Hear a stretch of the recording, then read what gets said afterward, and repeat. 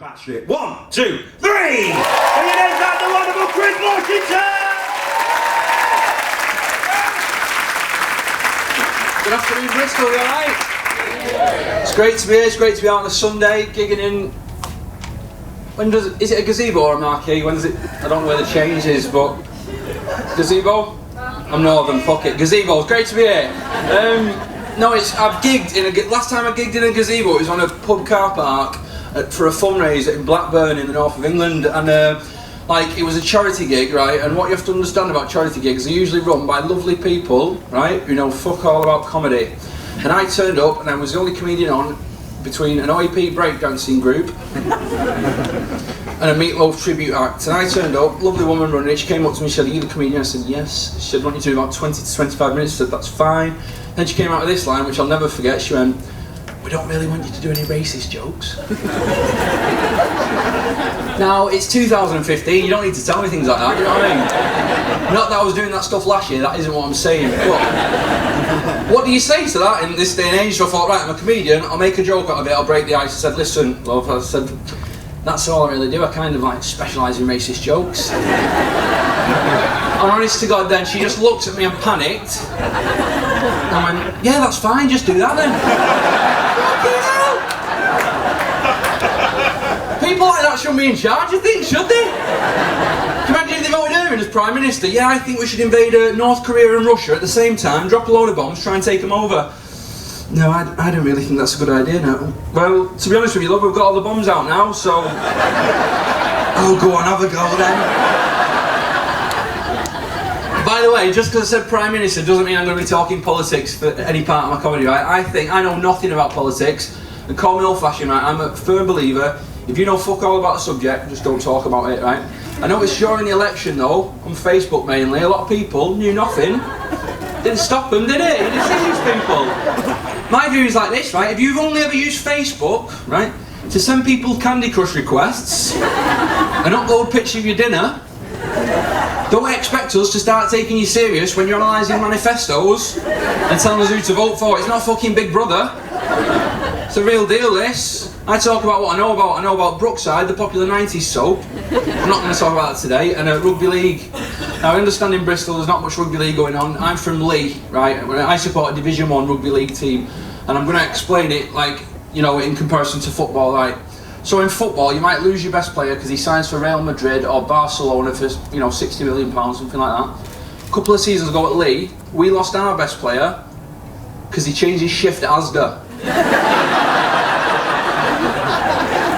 Proper sport, that's why I love it. Never been served by Steven Gerrard on the deli counter, have you? This is good. I don't do a lot of competitions and stuff like that. I was reading online because I've got to come and do this. I was reading the best way to approach a competition, and it said don't take many risks, do material people can relate to, and don't hit them too hard with anything. So on that note, I'm going to talk about knife crime, right? Now, where I live, Leigh is in the Greater Manchester area, and there's a campaign going at the moment. It's called Bin the Blade. It's a knife amnesty, right? Now, what it is, if you own a dangerous weapon like a knife, right, that you take it into your local police station, they take it off you, they don't ask any questions, they don't ask anything, it's just off the streets, no more stabby, that's fantastic. I'm not taking a mick out of that, that's great. Right, and there's a policeman on the news, and he was talking about the success of the campaign, and he had a decorator's table in front of him with all the weapons people have handed in. There was all kinds on it, big machetes, and it looked like a really dangerous, it looked like a car boot sale in Wigan, right? And I noticed on one side of the table, right, there was a cricket bat, and coming from the handle of the cricket bat was a samurai sword. I don't know anything about cricket, but I'm quite sure that isn't something they're using in 2020 cricket, right? That was one side of the table. The other side of the table, right, I'm not kidding you now, not one, but 2 pairs of scissors. Which begs the question, who is going to a knife amnesty where you're handing dangerous weapons and handing in scissors? You know what I mean? What is this? What's going on here?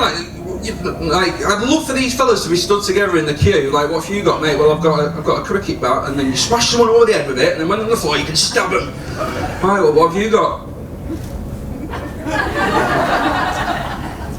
Couple of pairs of scissors, pal. proper dangerous ones are those left-handed, like green and yellow handle. I'm not fucking about here.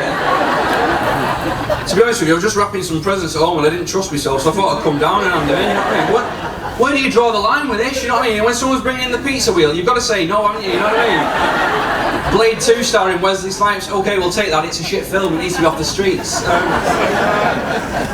That's good, I'm going to leave you now, this has been great. You probably noticed, I don't do much audience chit-chat, there is a reason for that. I've got really bad hearing, it's got me in trouble in the past. I did a gig recently in Leeds and it was really rowdy, just like this right now. And there's a group of fellas in, right? One of them was celebrating his birthday, he had a happy birthday badge on, happy birthday banners all over his table. I thought that was a good chance to get chatting to him. I said, you know, what are you getting for your birthday? I found out his birthday was the following week, by the way. He was out with the lads at the weekend, right? I said, what are you getting for your birthday? He said, my Lego over if I'm lucky. And everyone started cheering and banging on the tables and going mad, but I've got quite bad hearing. I thought he said Lego, right? So I thought, right, they love a bit of Lego in Leeds. Strap in for the Lego banter. So I went straight back to him, I said, that's superb, mate. I used to get it off my nan every Christmas. I think I saw a woman sick in her handbag. Enjoy the rest of your day. I've been Chris Washington. Thanks very much.